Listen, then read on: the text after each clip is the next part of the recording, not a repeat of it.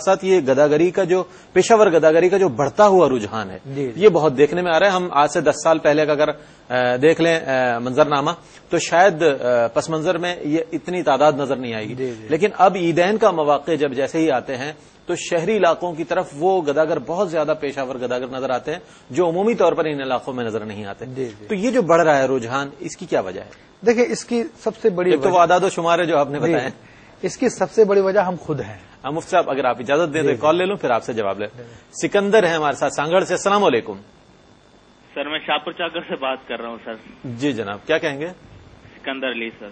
جی جی سر, مفتی صاحب سے پوچھنا ہے سر, یہ جو غیر مسلم آتے ہیں سر اپنا سر مانگنے کے لیے کو دینا جائز ہے یا سر نہیں سر؟ ٹھیک ہے ٹھیک ہے, غیر مسلموں کو دینا جائز ہے. ہمارے شہر کے اندر کوئی تقریباً سر ان کے کوئی 200 گھر ہیں سر شاہپور چاکر کے اندر. اچھا بھائی, بہت شکریہ آپ کا. اس سوال کو بھی شامل کریں گے. مجھ سے پہلے اپنا پہلے کا جواب مکمل فرما دیجیے.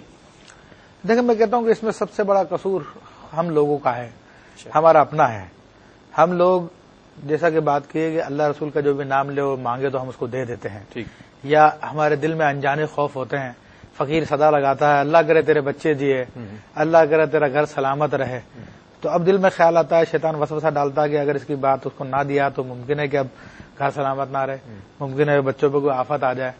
تو ہم لوگوں کا اللہ سے رشتہ کمزور ہے, اس کی وجہ سے ہم لوگ اس قسم کے واہموں میں گر جاتے ہیں.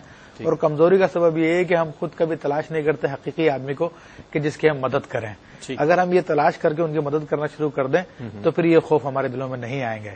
اب اگر ہم ایسے لوگوں کو دینا چھوڑ دیں گے, اور ایک تجربے کی بات یہ ہے, میں نے دیکھا کہ سگنل کے اوپر اتنے بھکاری مانگنے والے ہوتے ہیں, لیکن جب وہ کسی داڑھی والے کو اور دینی حلیہ والے آدمی کو دیکھتے ہیں تو اس کے پاس نہیں آتے. ان کو پتا کہ یہ نہیں دے گا, اور وہ اس لیے نہیں دے گا کہ اس کو شریعت کا مسئلہ معلوم ہے. اب وہ ان کے پاس جاتے ہیں جو ایسے حلیہ والے نہیں ہوتے, اور ان کو پتا ہوتا کہ یہ فوری طور پہ دے دے گا کچھ نہ کچھ. تو آج جو ہمارے معاشرے کے اندر ٹوٹے ہوئے کٹے ہوئے ہاتھ پاؤں والے بچوں کی کثرت پائی جا رہی ہے مانگنے میں, اس کے ذمہ دار بھی ہم ہیں, کیونکہ ہم ان لوگوں کو دیتے ہیں تو جو مافیا ہیں وہ مافیا ایسے بچوں کو لیتی ہیں اور ان کے ہاتھ پیر توڑتی ہے اور پھر آگے لگا دیتی ہے. ہم مافیا کے ہاتھ مضبوط کر رہے ہیں. جی ہاں, مضبوط کر رہے ہیں. ظاہر سی بات ہے کہ ایک آدمی بازار میں سودا لے کے بیٹھا ہوا ہے اور سودا اس کا اسی طرح سے ہے, اگر آپ اس مارکیٹ میں جانا بند کر دیں گے تو وہ اپنی دکان ہی بند کر دے گا. تو اسی طرح اگر ہم ان جعلی لوگوں کو بھیک دینا, گداگروں کو بھیک دینا بند کر دیں گے تو یہ مافیا وغیرہ بچوں کے ہاتھ پیر توڑنا چھوڑ دیں گے, بچوں کو گھروں سے اغوا کرنا چھوڑ دیں گے, اور پھر نتیجہ اس کا کتنا برا نتیجہ نکل رہا ہے معاذاللہ. یہی بچے تقریباً کتنے ہزاروں لاکھوں بچے ہمارے فٹ پاتھ پہ زندگیاں گزار رہے ہیں.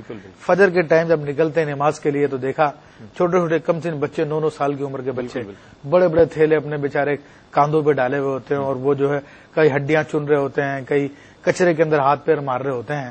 تو یہ سارا کا سارا ہمارا اپنا قصور ہے کہ جو ہم نے غریبوں کو نہیں دیکھا, ہم نے ان کی مدد نہیں کی.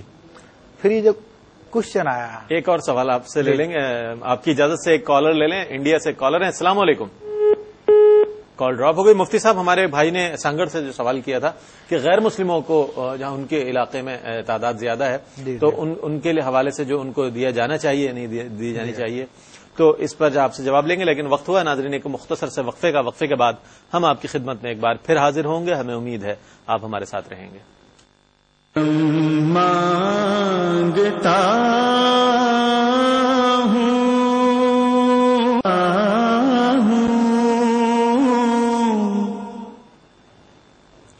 خوش آمدید ناظرین, آپ دیکھ رہے ہیں پروگرام آپ کے مسائل کا حل. ہمارے ساتھ موجود ہیں شیخ الحدیث مفتی ابوبکر شاذلی صاحب, اور بہت خوبصورت انداز میں ہمارے سوالات کے جوابات دے رہے ہیں. ہمارے ساتھ ایک کالر ہیں گجرانوالہ سے, نعیم صاحب. السلام علیکم. جی السلام علیکم جناب, کیا کہیں گے؟ جی نعیم کو بات کر رہا ہوں گجرانوالہ سے. جی جی جی مسئلہ یہ ہے کہ ہمیں کیسے پتا چلے کہ شہری فقیر کون ہے اور شہری جو مسکین کون ہے, اس کی کیا تعریف کی ہے. ٹھیک ہے. دوسرا ایک میرا ذاتی کوشچن ہے, یہ جو اسلامی بینک ہیں جی پاکستان میں چل رہی ہیں, جی ان کا لین دین ان کی جو پالیسی ہیں یہ ٹھیک ہے جی؟ ٹھیک ہے جناب, بہت شکریہ نعیم صاحب. کینیڈا سے ہمارے ساتھ ہماری بہن ہے عابدہ. السلام علیکم. وعلیکم السلام. جی کیا کہیں گے؟ کیا حال ہے بھائی صاحب؟ الحمدللہ الحمدللہ. جی میرا سوال یہ ہے کہ کیا اذان سے پہلے نماز ہو جاتی ہے, اور لوگوں کو میں نے دیکھا ہے ادھر سے حلال وہ میٹ لے لیتے ہیں گوروں کے اسٹور سے، تو وہ کہتے ہیں کہ ان پہ کلمہ پڑھ کے کھا لیں تو یہ حلال ہو جاتا ہے، کیا یہ صحیح ہے؟ اور دوسرا یہ ہے کہ ہیلو جی سن رہے ہیں، بولیے. جی بولیے، آپ کا سوال مکمل ہو گیا؟ ہاں جی، اوکے، اللہ حافظ. اچھا، بہت شکریہ آپ کا، بہت شکریہ. ہماری بہن سرگودا سے ایک اور کالر کو شامل کر لیتے ہیں. السلام علیکم عامر صاحب. السلام علیکم. وعلیکم السلام جناب، کیا کہیں گے؟ میں نے جی 2 سوال پوچھنے ہیں. جی کہیے. ایک تو آج کل کے جو جس طرح نعت خان ہیں اور مختلف لیڈیز خاتون بھی دے رہی ہوتی ہیں، یہ اس کے اوپر لیکچر دے رہی ہے، بہت زیادہ چمکیلا اور اس طرح کا ہوتا ہے کہ جس سے تھوڑا. بہت شکریہ جناب عامر صاحب، آپ کا بہت شکریہ کہ آپ اس پروگرام میں شامل ہوئے. مفتی صاحب ایک اور کالر کو شامل کر لیتے ہیں. انیلا ہیں چکوال سے. السلام علیکم. وعلیکم السلام ورحمۃ اللہ وبرکاتہ. آپ کیسے ہیں بھائی؟ الحمدللہ. کیا کہیں اور گے؟ مفتی صاحب کو بھی السلام علیکم. وعلیکم السلام. اور میرے 2 سوال ہیں، اور پہلا سوال یہ ہے کہ اگر کوئی نبینہ مانگنے کی رعایت ہے تو اس کو دینا کیسا ہے؟ کوئی نابینا آئے تو اس کو دینا کیسا ہے؟ ٹھیک ہے. اور اور خصوصاً عید کے دن بہت زیادہ گداگر آتے ہیں اور ہمارے گھر والے کہتے ہیں کہ عید کے دن کو خالی آپ نہیں بھیجنا چاہیے، کیا یہ صحیح ہے؟ ٹھیک ہے، عید کے دن میں. شکریہ. السلام علیکم. بہت شکریہ آپ کا، آپ اس پروگرام میں شامل ہوئے. مفتی صاحب سوالات بہت ہو گئے، میں چاہوں گا ایک ایک کر کے جوابات عنایت کر دیں. دیکھیں، ایک تو شاہپور چاکر سے بھائی نے کوشچن کیا تھا کہ غیر مسلموں کو بھیک دینا کیسا. جی انہوں نے خود اپنے سوال میں مینشن کیا تھا کہ 200 خاندان ہیں. 200 خاندان. وہ 200 خاندان سب کے سب یہی کام کر رہے ہیں. تو چونکہ ہم ایک اوورآل ایک معاشرے کی بات کر رہے ہیں، تو اس معاشرے کے وہ بھی افراد ہیں. ٹھیک ہے. تو جس طرح میں نے مسلمان بھکاریوں کے لیے کہا کہ ان کو نہیں دینا چاہیے، وہ گداگر ہیں، تو اسی طرح ان کو بھی منع کیا جائے گا تاکہ وہ بھی ہاتھ پیر ہلائے، اپنا کمائیں، دیگر کام کریں. تو جب ان کو نہیں ملے گی بھیک تو پھر یہ لوگ کام کاج کرنا شروع کریں گے اور معاشرے کے لیے ایک یعنی مفید فرد ہو جائیں گے، تو ان کو بھی منع کیا جائے. اور اسی وجہ سے منع کیا ہے تاکہ گداگری کا بائیکاٹ ہو، گداگری ختم ہو. پھر نعیم صاحب نے گجرانوالے سے کوشچن کیا کہ ہمیں کیسے پتا چلے کہ یہ صحیح گداگر صحیح ہے یا نہیں ہے.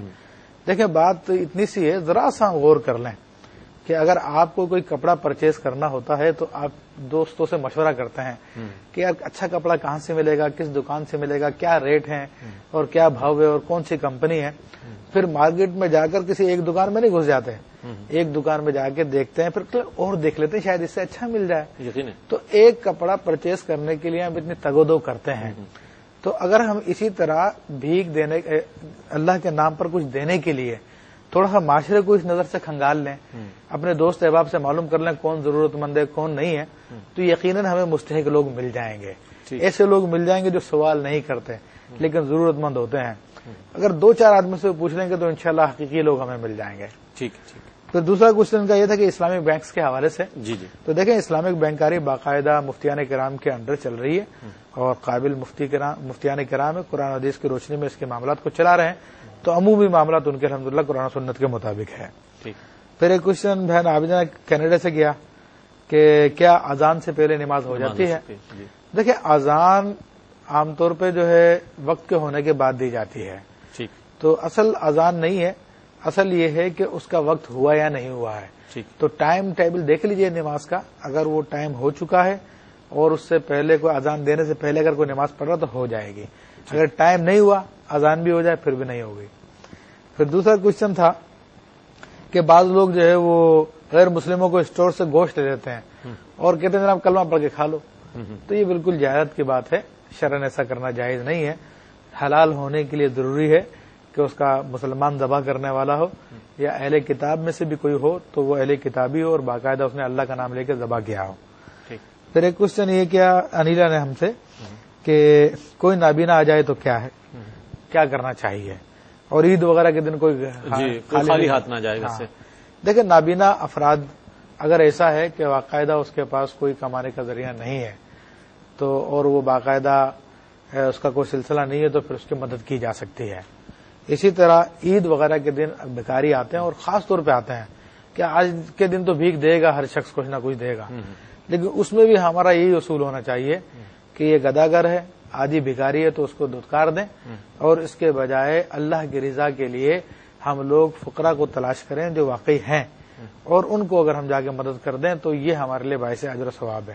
اور ممکن ہے کہ ایسے لوگوں کو جو عادی بھکاری ہیں گداگر ہیں ان کو عید کے دن بھی دیں گے تو پھر گناہ کے اندر معاملت ہو جائے گی. ٹھیک ہے مفتی صاحب، ضمناً ایک سوال شامل کر رہا ہوں، چونکہ عید الاضحیٰ کی آمد ہے اور ظاہر ہے عید قرباں ہے، لوگ اس پر بھی مانگنے آتے ہیں، تو گداگر جو ہیں ان کو جو ہے گوشت دیا جا سکتا ہے اگر پروفیشنل یعنی پیشہ ور گداگر آ رہے ہیں تو کیا ان کو اس صورت میں گوشت دیا جا سکتا ہے ان کے مانگنے پر؟ دیکھیں جو پروفیشنل ہیں ان کو نہ دیں، ٹھیک، کیونکہ پروفیشنل پھر یہ بھی کرتے ہیں کہ اس گوشت کو جمع کر لیتے ہیں اور اس کے بعد میں جو ہے اس کو بیچ دیتے ہیں کسی کو. یہ بھی چلتا ہے، ہوٹلوں کے اندر باقاعدہ بکتا ہے یہ گوشت، اور کئی دن تک جو ہے 6 ماہ تک جو ہے لوگوں کو کھلایا جاتا ہے ہوٹلوں کے اندر پرچیز کیا گوشت، اس قسم کے لوگ دیتے ہیں. تو بہرحال گداگر پیشہ ور جب بھی آ جائے اس کے لیے منع کا بورڈ لگا دیں، آپ کو نہیں ملے گا. اور اپنی سیٹسفیکشن کے لیے، اللہ کی رضا کے لیے حقیقی لوگوں کو تلاش کیا جائے اور ان تک پہنچایا جائے. لیکن مفتی صاحب یہاں پر تو یہ بھی ہے نا کہ غریب اور فقراء کے لیے ایک حصہ نکالا جاتا ہے باقاعدہ، جی تو اس کا جو استعمال ہے پھر وہی تلاش اور پھر وہ صحیح فرد تک اس کو پہنچانا، یہ ایک عمل بہرحال انسان کی ذمہ داری پر اس پر عائد ہوتا ہے. بلا شبہ یہ ایک ذمہ داری بنتی ہے اور شریعت نے یہ ہمیں حکم دیا ہے، وہ اسی لیے دیا تاکہ ہم معاشرے کے بارے میں باخبر رہیں کہ ہمارے یہاں پر کون کون ایسے لوگ ہیں جو واقعی ضرورت مند ہیں، تاکہ ہم ان کی ضرورت کا خیال کریں. حدیث کریمہ میں تو یہ آتا ما کان العبد فی عون اخیہ کان اللہ فی عون عبدہ، کہ بندہ جب تک اپنے بھائی کی مدد میں لگا رہتا ہے اللہ اس کی مدد میں لگا رہتا ہے.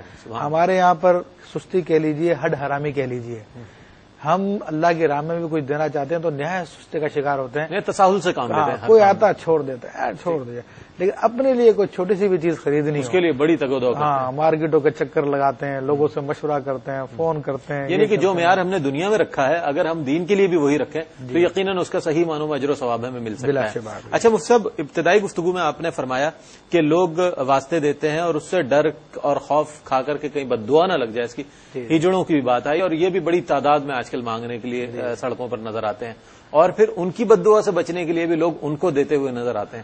تو یہ جو تاثر ہے یا یہ ہماری جو بے یقینی کی کیفیت ہے، ہمارا ایمان متزلزل ہو جاتا ہے ایسے موقع پر کہ اگر کوئی بد دعا دے دیتا ہے تو ہم سمجھتے ہیں کہ شاید اسی کی بد دعا لگ جائے گی. کیا کہیں گے آپ؟ نہیں، باقاعدہ تو دھمکی دیتے ہیں وہ، جی کہ تو برباد ہو جائے گا، تباہ ہو جائے گا، باقاعدہ اس طرح کہتے ہیں، آنکھیں نکال کے کہتے ہیں. دیکھیں یہ ان کی بد دعا کیا، ان کی تو دعا بھی اللہ کے یہاں پہ قبول نہیں ہے ان لوگوں کی، کیونکہ یہ فاسق و فاجر ہیں. نبی علیہ الصلوۃ والسلام کی احادیث مبارکہ کو لیا جائے تو آپ علیہ الصلوۃ والسلام نے ایک شخص جو کہ اس زمانے میں تھا اصلاً مخنث نہیں تھا، لیکن اس نے مخنثوں والی صورتیں اپنا لی تھی، تو آپ نے اس کو شہر بدر فرما دیا تھا، مدینہ شریف سے باہر نکال دیا تھا اس کو. تو ایسے شخص، ایسے لوگ قابل رحم نہیں ہے بلکہ قابل اصلاح ہے. ان لوگوں کی اصلاح ایسی صورت میں ہوگی کہ ان کے مانگنے پر نہ دیا جائے. جب ان کے مانگنے پر نہ دیا جائے گا تو یہ محنت مزدوری کریں گے اور حلال کمائیں گے.